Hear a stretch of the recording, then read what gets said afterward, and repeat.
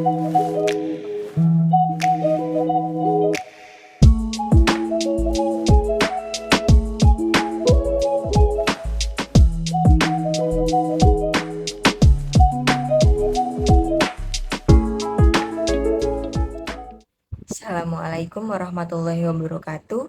Sebelumnya perkenalkan, saya Fatima Azahra dengan NIM 2215371039 dari kelas STR tingkat 2. Jadi di sini saya akan menjelaskan sedikit tentang quarter life crisis dan tips buat menghadapinya. Dalam bahasa Indonesia, quarter life crisis artinya krisis seperempat abad.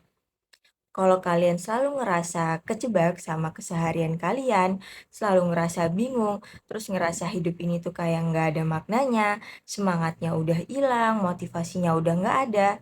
Padahal sebenarnya kehidupan kalian tuh lagi biasa-biasa aja, lagi nggak ada apa-apa, lagi nggak ada masalah juga. Bahkan kalian selalu ngerasa bingung, selalu ngerasa frustasi, tapi nggak tahu apa penyebabnya.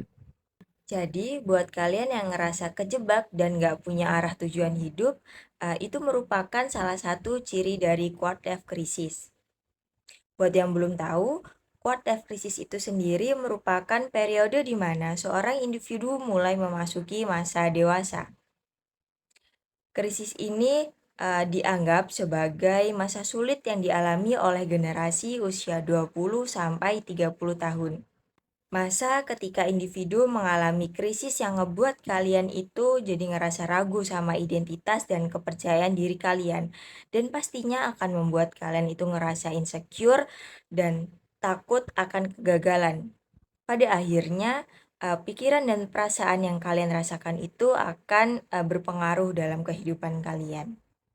Ada kemungkinan juga kalian itu ngerasa kalau diri kalian yang saat ini tuh nggak berkembang, nggak ngerasain yang namanya sense of progress yang sebenarnya kalian kira bakal tercapai di usia kalian yang sekarang.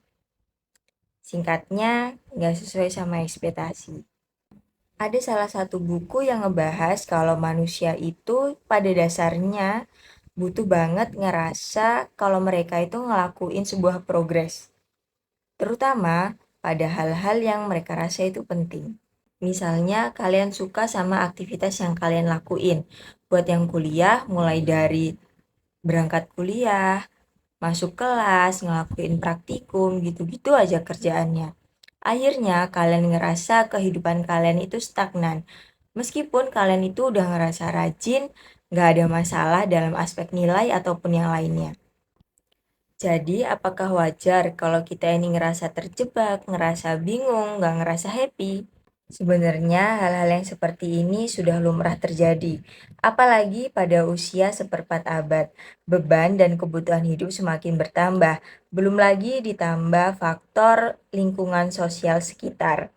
Termasuk juga mungkin ada harapan dari keluarga kalian yang ngebuat kalian semakin pressure. Selanjutnya ada 5 tips menghadapi quarter life crisis. Tips yang pertama, berhenti membanding-bandingkan diri kalian dengan orang lain. Kita ya kita, mereka ya mereka. Yang penting kita selalu berproses di setiap harinya. Nikmati, jalani, syukuri. Yang kedua, ubah keraguan menjadi sebuah tindakan. Kemudian yang ketiga, selalu dekat dengan orang-orang yang mendukung kita, mendukung cita-cita, mendukung tujuan hidup, mendukung masa depan, dan yang lainnya. Yang keempat, mulai belajar untuk mencintai diri sendiri.